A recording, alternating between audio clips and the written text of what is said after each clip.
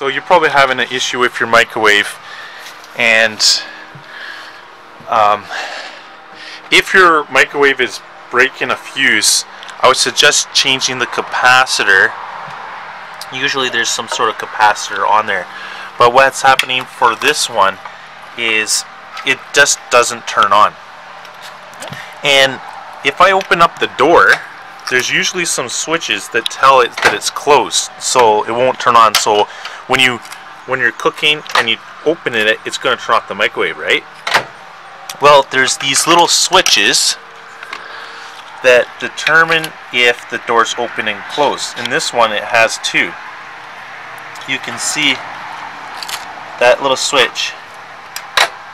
When I pull it out, that switch opens. It has that little red thing right there, and then that lever goes down. So this one looks fine, but we have a other guy here, and you can see that the red thing is actually pushed in, and so when it goes in, it's not pushing that switch down. So it's just a simple fix of removing that contact switch there, ordering a new one, and it should be good to go. So it does have some plastic clips, so we'll just see if we can pull this guy out. There we go.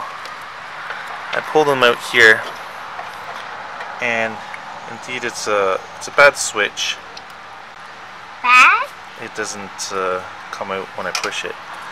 And this is the contact switch right here, and if I push this button, it doesn't have any a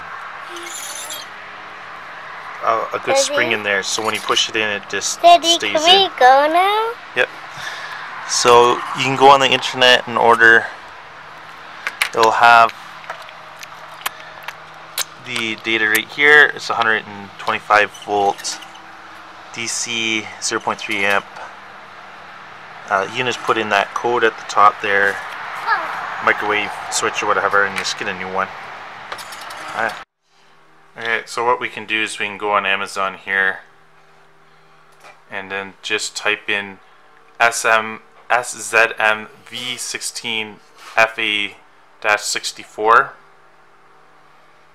and look at that, you can see the switches right here, and I was able to order a pair for like 20 bucks or so, and it says right here, even for the LG, General Electric, so you can order that and it should come within a day or so. So just about $20 fix can get your microwave back and running.